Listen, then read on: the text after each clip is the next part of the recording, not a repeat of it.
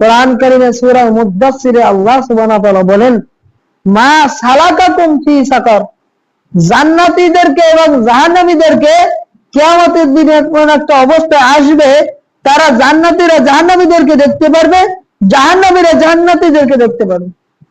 তখন জান্নাতীরা প্রশ্ন করবে যে মা সালাকাকুম ফি সাকার, একসাথে বন্ধু ছিলাম, একসাথে চলাফেরা করছি, ব্যবসা বাণিজ্য করেছি, বাড়ির পাশে লোকজন ছিলাম, কাউকে রেখে কেউ খাবার দাবার খাইতাম না, ভালো একটু রান্না করলে একসাথে খাওয়া দাওয়া করতাম, আজকের কেন তোমরা জাহান্নামে চলে গেলে, সাকারে প্রবেশ করলে জাহান্নামে চলে গেলে কেন? তখন জাহান্নামী ব্যক্তিরা বলবে, লাম নাকু মিনাল মুসাল্লিন, আমরা নামাজীদের অন্তর্ভুক্ত হই নাই। নাউযুবিল্লাহ। তার মানে এই আয়াত দ্বারা স্পষ্ট বোঝা যায় যে নামাজ পরিত্যাগ করা জাহান্নামে যাওয়ার একটা মাধ্যম। এমনি ভাবে নামাজ পরিত্যাগকারী ব্যক্তিদের সম্পর্কে সাহাবায়ে কেরামদের অবস্থান কি ছিল, এগুলো আমাদের জেনে নেওয়া দরকার কি দরকার নয়? অবশ্যই জেনে নেওয়া দরকার। সাহাবায়ে কেরামদের মধ্যে একজন সাহাবী ওমর ইবনুল খাত্তাব রাদিয়াল্লাহু তাআলা আনহু, একটু আগে এই হাদিসটি বর্ণনা করেছি। ওমর ইবনুল খাত্তাব রাদিয়াল্লাহু তাআলা আনহু যখন অসুস্থ ছিলেন, গুরুতর অসুস্থ ছিলেন, তখন তিনি বলেন, ইন্নাহু লা হাজ্জি লিআহাদিন ফিল ইসলামি লিমান আদা সালাহ, যেই ব্যক্তি নামাজকে বিনষ্ট করে ফেলে, নামাজকে পরিত্যাগ করে, ওই ব্যক্তির ইসলামে কোনো স্থান নাই। নাউযুবিল্লাহ। এটা কার বক্তব্য? ওমর ইবনুল খাত্তাব রাদিয়াল্লাহু তাআলা আনহুর বক্তব্য। এমনি ভাবে আবু দারদা রাদিয়াল্লাহু তাআলা আনহু বলেন, লা ঈমানা লিমান লা সালাতা লাহু, যেই ব্যক্তি নামাজ পরিত্যাগ করে, যার নামাজ নাই, তার ঈমানই নেই। নাউযুবিল্লাহ। কিছু মানুষ আছে না, যে পর্দা করি না ঠিকই কিন্তু আমার ঈমান আছে, নামাজ পড়ি না ঠিকই কিন্তু আমার ঈমান আছে। এটা খুব হাস্যকর একটি বিষয়, হাস্যকর বিষয় ছাড়া আর কিছু না। আবু দারদা রাদিয়াল্লাহু তাআলা আনহু বলেন, যার নামাজ নাই তার কোনো ঈমানই নাই। ঈমান যদি থাকতো সে তো নামাজ আদায় করেইতো, ঠিক কি না?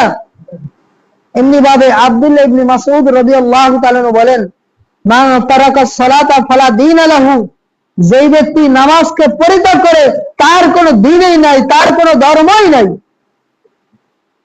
দ্বীন ধর্ম কিছুই নাই তার। এমনি ভাবে জাবের ইবনে আব্দুল্লাহ রাদিয়াল্লাহু তাআলা আনহু কে প্রশ্ন করা হলো, মা কানা ইফাররিকু বাইনাল কুফরি ওয়াল ঈমানি ইনদাকুম মিনাল আমালি ফি আহদি রাসূলিল্লাহ সাল্লাল্লাহু আলাইহি ওয়াসাল্লাম, এমন কি আমল ছিল যে আমলকে রাসূলুল্লাহ সাল্লাল্লাহু আলাইহি ওয়াসাল্লামের যুগে শিরক এবং ঈমান এবং কুফরের মধ্যে পার্থক্য করা হতো? তখন জাবের ইবনে আব্দুল্লাহ রাদিয়াল্লাহু তাআলা আনহু বললেন, এটা হচ্ছে নামাজ। নামাজ পরিত্যাগ করার এটা হচ্ছে শিরক এবং কুফরের মধ্যে পার্থক্য, এটা হচ্ছে ঈমান এবং কুফরের মধ্যে পার্থক্য। এটা জাবের রাদিয়াল্লাহু তাআলা আনহু বলেন। এমনি ভাবে হুযায়ফা রাদিয়াল্লাহু তাআলা আনহু সম্পর্কে যায়েদ ইবনে ওয়াহাব রাহিমাহুল্লাহ বলতেছেন, আমি এবং হুযায়ফা রাদিয়াল্লাহু তাআলা আনহু একসাথে মসজিদে প্রবেশ করেছি। এমত অবস্থায় তিনি দেখলেন, ফারাআ রাজুলান ইউসাল্লি লা ইউতিম্মা রুকুআহু ওয়ালা সুজুদাহু। হুযায়ফা রাদিয়াল্লাহু তাআলা আনহু একজন ব্যক্তিকে মসজিদে দেখতে পেলেন, সে নামাজ আদায় করতেছে ঠিকই, কিন্তু রুকু সঠিকভাবে আদায় করতেছে না, সিজদা সঠিকভাবে আদায় করতেছে না। মানে পাবলিক সমাজে পাওয়া যায় কি যায় না, দুই তিনটা টাক মারে তারপর মসজিদ থেকে বাইরে যাওয়ার জন্য তাড়াহুড়া লাগবে যায়, যত তাড়াতাড়ি মসজিদে বাইরে যেতে পারে, এই পাবলিক আমাদের সমাজে পাওয়া যায়। শুক্রবার দিন ফরজ নামাজ শেষ হয়ে গেলে আর সুন্নতের জন্য পিছনের লোক পাওয়া যায় না। পাওয়া যায় কি যায় না? পাওয়া যায়? পাওয়া যায় না। তাই হুযায়ফা রাদিয়াল্লাহু তাআলা দেখতেছেন একজন ব্যক্তিকে, উনি তাড়াহুড়া করে নামাজ আদায় করতেছে, রুকু সঠিকভাবে আদায় করে না, সিজদা সঠিকভাবে আদায় করতেছে না। তখন হুযায়ফা রাদিয়াল্লাহু তাআলা জিজ্ঞাসা করলেন, মুযু কাম সাল্লাইতা, তুমি কতদিন পর্যন্ত এইভাবে নামাজ আদায় করতেছো? তখন তিনি বলেন মুনযু 40 সানাতান, আমি 40টা বছর পর্যন্ত এইভাবে নামাজ আদায় করে যাচ্ছি। নাউজুবিল্লাহ। তখন হুযায়ফা রাদিয়াল্লাহু তাআলা বললেন, তুমি যদি এইভাবেই নামাজ আদায় করা অবস্থায় মারা যাও, তাহলে তুমি রাসূলুল্লাহ সাল্লাল্লাহু আলাইহি সাল্লামের উম্মত হিসেবে মারা যেতে পারবে না। নাউজুবিল্লাহ। তাহলে ইতিপূর্বে গত জুমাতে আলোচনা করেছিলাম, যেই ব্যক্তির নামাজ সঠিকভাবে আদায় হবে না, তার সমস্ত আমল বরবাদ হয়ে যাবে। নাউজুবিল্লাহ। তাহলে এজন্য আমাদের কি করতে হবে? নামাজ সঠিকভাবে আদায় করতে হবে, কি হবে না? নামাজ যদি ঠিক থাকে, অন্যান্য সকল ইবাদত আমল ঠিক থাকবে। থাকবে কি থাকবে না? এজন্য নামাজ আদায় করতে হবে। ফুকায়ে কেরামদের আমল কি ছিল, এ সম্পর্কে তাদের বক্তব্য কি ছিল, এগুলো আমাদের জেনে নেওয়া দরকার। সময় অনেক হয়ে গেছে, তারপর সংক্ষেপে বলি। ফুকায়ে কেরামদের মধ্যে একটা মত ছিল যে শাফি রহমাতুল্লাহ আলাইহি, ইমাম আহমদ বিন হাম্বল এবং মালিক রহমাতুল্লাহ আলাইহির মধ্যে ইচ্ছাকৃত যেই ব্যক্তি নামাজ পরিত্যাগ করে, ওই ব্যক্তিকে হত্যা করে তাকে মৃত্যুদণ্ড দেওয়া উচিত। ইসলামী রাষ্ট্রের প্রধান তাকে মৃত্যুদণ্ড প্রদান করবেন, যে ব্যক্তি নামাজ ইচ্ছাকৃত ভাবে পরিত্যাগ করবে। আর ইমাম আবু হানিফা রাহমাতুল্লাহ আলাইহি বলছেন, যদি ইচ্ছাকৃত ভাবে নামাজ আদায় করবে,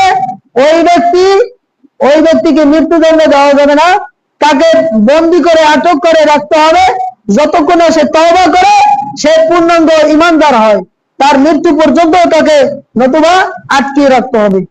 তবে অনেক উলামায়ে কেরাম, পরবর্তী যুগের অনেক উলামায়ে কেরাম বললেন, যদি অলসতা করে, নামাজ আদায় না করে, এক্ষেত্রে এটা হচ্ছে কুফরি কাজ, এটা হচ্ছে কাবিরা গুনাহ।